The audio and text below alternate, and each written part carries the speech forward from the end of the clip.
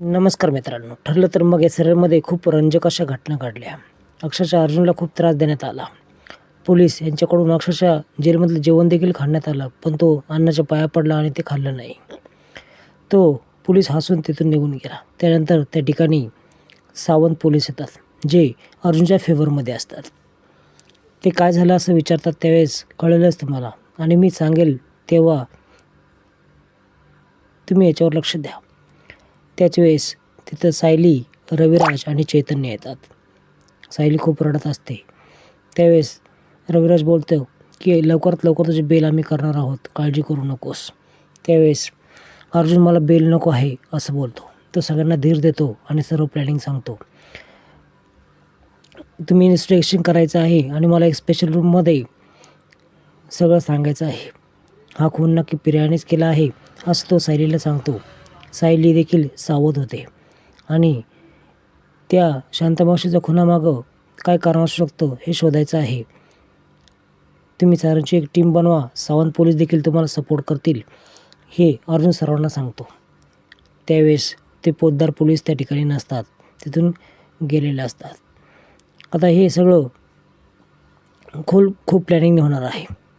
त्यावेळेस मला बेल नको आहे हे देखील अर्जुन बोलतो, कारण बेसावध असतानाच प्रियाला आपण अटॅक करू शकतो हे देखील सांगण्यात येते. सावंतांना प्रिया सर्व करत आहे हे पाहून आश्चर्यच वाटलं. इकडे अश्विन खूप चिंतेत असतो, खूप पॅनिक असतो. त्याच वेळेस नेमकी प्रिया बोलते की अर्जुनने खून करायची काय गरज होती. त्यावेळेस तो खूपच चिडतो. तो चिडलेला पाहून हिचं हातपायाखाली जमीनच सरकून जाते. ही देखील घाबरते. आता अश्विन तिला देखील झापून काढतो, पण ती सावरासावर करते आणि अर्जुनने हे करायला नको होतं असं ती बोलते.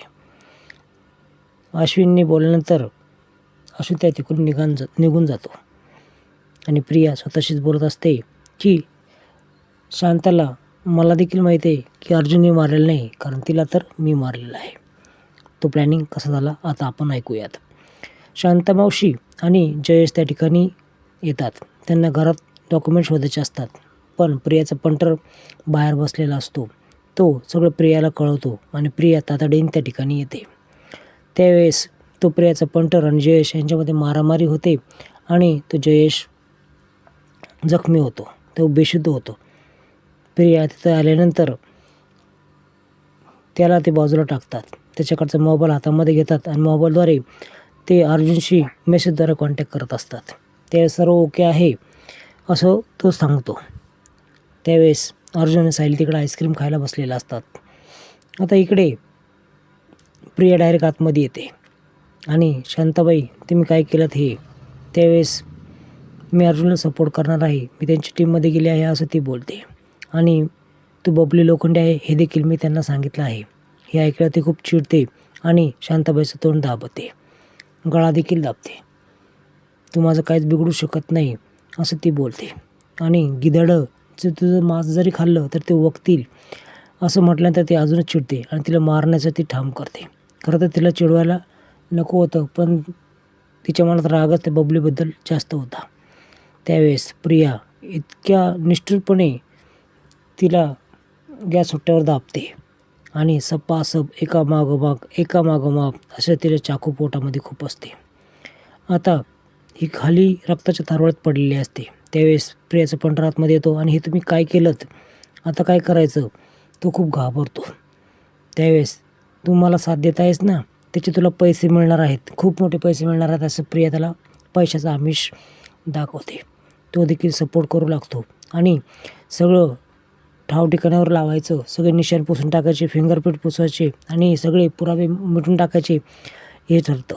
तेवढ्यात अर्जुनचा कॉल येतो आणि तो प्रियाच्याद्वारे उचलण्यात येतो. तो नकली आवाजात बोलतो. प्रिया खरं तर खूप घाबरते, पण ती स्वतःला सावरते आणि सर्व खुनाचे पुरावे नष्ट करायचे ठरवते. ही शांतामावशी अर्जुनला सपोर्ट करत असते. तिच्या खुनाचे सगळे ती पुरावे पुसून टाकते आणि तिला पोत्यात घालून गाडीत घालून निघून जाते. ती ज्यावेळेस घरापाशी येते त्यावेळेस कशी विल्हेवाट लावायची याचा ती विचार करणार असते. खरं तर मोबाईलवरचे फिंगरप्रिंट्स मिटवण्यासाठी ती पेंटरला सांगते आणि ती निघून जाते. त्याच वेळेस अर्जुन आणि सायली घरी येतात आईस्क्रीम खाऊन आणि घरात निघून जातात. ती घरातून गुपचूप चावी घेते आणि त्याच्या डिक्कीमध्ये ती डेड बॉडी लपवते.